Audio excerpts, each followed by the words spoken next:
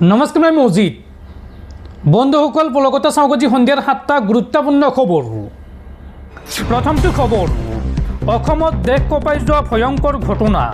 CRPF জোৱানৰ ভয়ংকৰ কাণ্ড। 2 সতীৰ্থক গুলীয়াই নিজকে শেষ কৰিলে এজন CRPF জোৱানে। নগাঁৱৰ কাটিমাৰী CRPF কেম্পত এই ভয়ংকৰ ঘটনা। CRPF জোৱানৰ ভয়ংকৰ কাণ্ড। 2 সতীৰ্থক গুলীয়াই নিজকে শেষ কৰিলে এজন CRPFৰ জোৱানে। কাটিমাৰী CRPF কেম্পত ভয়ংকৰ ঘটনা। এই গুলীয়াগুলীত নিহত হয় মুঠ 3জনকৈ জোৱান। SI বল্লানী প্ৰেমাবৰমৰ গুলীত নিহত হৈছে ৰমনাৱাল সিং যাদৱ আৰু বিষ্ণুপ্ৰসাদ বাঘেল। দুৱাৰে প্ৰাণ লোৱাৰ পাছত নিজকো গুলীয়ালে এই জোৱানজনে। আৰু লগতে এই ঘটনাত গুৰুতৰভাৱে আহত হৈছে গোবিন্দ শ্ৰীপুল নামৰ এজন জোৱান। আৰু নগাঁৱৰ এখন চিকিৎসালয়ত বৰ্তমান চিকিৎসাধীন হৈ আছে আহত জোৱান গোবিন্দ শ্ৰীপুল।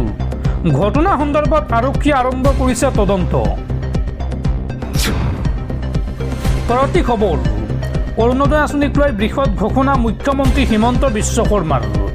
এতিয়াৰ পৰা এখন ঘৰত শাহুৱেকৰ লগতে বোৱাৰীকো লাভ কৰিব অৰুণোদয় আঁচনিৰ ধন। অৰুণোদয় আঁচনিক লৈ বৃহৎ ঘোষণা মুখ্যমন্ত্ৰীৰ। অৰুণোদয় আঁচনিৰ ধন পোৱা নাই নেকি? কি কৰিব আপুনি চাওঁ আহক।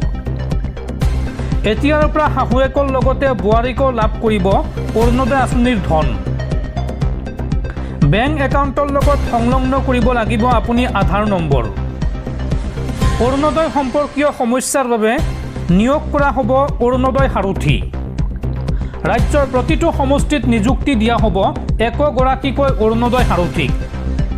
কোনো মাহত অৰুণোদয়ৰ ধন নাপালে আপুনি যোগাযোগ কৰিব পাৰিব অৰুণোদয় সাৰথীক। অৰুণোদয় সাৰথীৰ নাম, মোবাইল নম্বৰ সকলো ৰাজহুৱা কৰা হ'ব। তেওঁলোকে বেংকক ফোন কৰি সমস্যা সমাধানৰ বাবে চেষ্টা কৰিব। আৰু পৰৱৰ্তী পৰ্যায়ত অধিক ডাঙৰ কৰা হ'ব এই আঁচনি, অৰ্থাৎ নতুন সদস্যৰ নাম অন্তৰ্ভুক্ত কৰা হ'ব, লগতে এই আঁচনিৰ ধন বৃদ্ধি কৰা হ'ব। এখন ঘৰত বোৱাৰীকৰ লগতে শাহুৱেককো অৰুণোদয় আঁচনিৰ ধন দিয়াৰ চিন্তা চৰ্চা অসম চৰকাৰৰ। পৰৱৰ্তী খবৰ, বানত বিধ্বস্ত লোকক সহায়ৰ পৰিৱৰ্তে সুৰাৰ বিপণী খোলাত ব্যস্ত চৰকাৰ।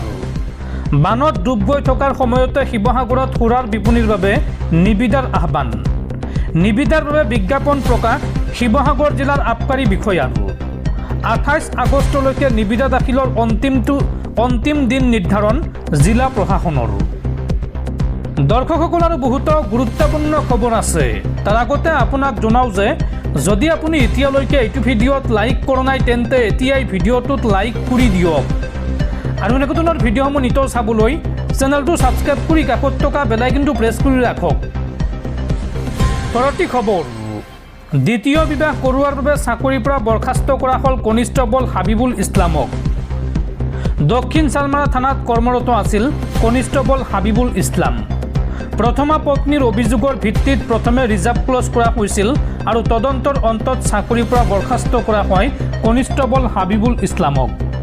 উল্লেখযোগ্য যে অসম আৰক্ষীৰ বিধি উলংঘন আৰু শৃংখলা ভংগৰ অপৰাধত চাকৰিৰ পৰা বৰ্খাস্ত কৰা হৈছে অসম আৰক্ষীৰ কনিষ্টবল হাবিবুল ইছলামক। পৰৱৰ্তী খবৰ, তামিলনাডুৰ ৰাজনীতিত ধুমুহা। প্ৰাক্তন মুখ্যমন্ত্ৰীৰ পুত্ৰ তথা DMKৰ নেতা উদয়নিধি ষ্টেলিনক গ্ৰেপ্তাৰ আৰক্ষীৰ। মুখ্যমন্ত্ৰী বিজয় থালাপতি আৰু অভিনেত্ৰী তৃষাক লৈ আপত্তিজনক মন্তব্য কৰিছিল উদয়নিধি ষ্টেলিনে। তামিলনাডুৰ প্ৰাক্তন উপমুখ্যমন্ত্ৰী তথা DMKৰ নেতা উদয়নিধি ষ্টেলিনক গ্ৰেপ্তাৰ।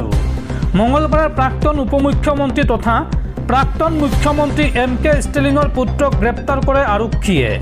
অভিযোগ অনুসৰি জনপ্ৰিয় অভিনেত্ৰী তৃষা কৃষ্ণনক লৈ ডাবল মিনিং আৰু আপত্তিজনক মন্তব্য কৰিছিল DMKৰ নেতাগৰাকীয়ে।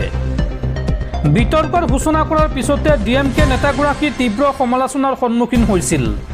তঞ্জাৱুৰত কাউৰী নদীৰ পানীৰ সমস্যাক লৈ DMKয়ে কৰা এক প্ৰতিবাদী কাৰ্যসূচীত বক্তব্য ৰাখি উদয়নিধিয়ে ৰাজ্যখনৰ মুখ্যমন্ত্ৰী শ্ৰী জোচেফ বিজয়ৰ ঘনিষ্ঠ বন্ধু হিচাপে পৰিচিত অভিনেত্ৰী ত্ৰিচাৰ সন্দৰ্ভত অশালীন মন্তব্য কৰাৰ অভিযোগ উত্থাপন হৈছিল।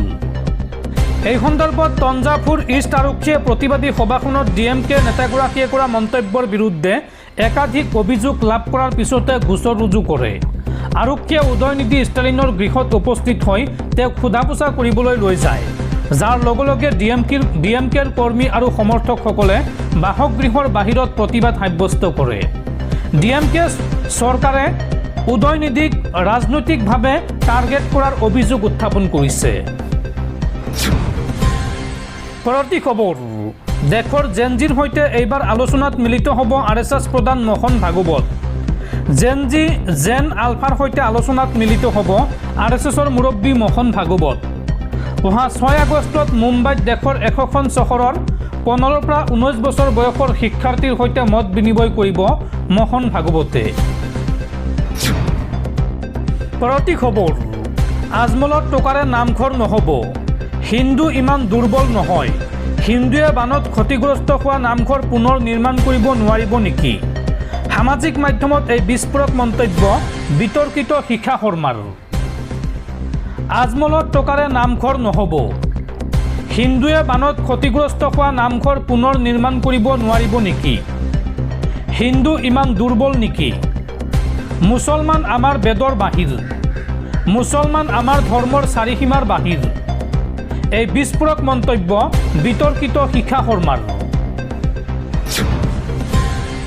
পৰৱৰ্তী খবৰ, বিজেপিৰ ভৰিৰ তলৰ মাটি সম্পূৰ্ণৰূপে খহি পৰিছে। চান্দা চুৰি, প্ৰশ্নকাকত ফাদিল আৰু E20 পেট্ৰলে মোদী চৰকাৰৰ প্ৰতি জনসাধাৰণৰ তীব্ৰ অসন্তুষ্টি বাঢ়িছে।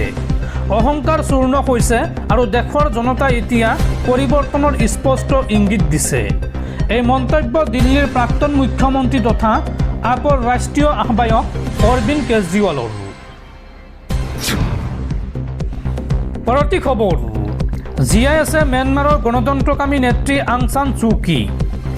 অনুৰাগীৰ উদ্বেগ দূৰ কৰি 5 বছৰৰ পাছত আত্মপ্ৰকাশ পালে নোবেল বিজয়ী নেত্ৰীগৰাকীৰ।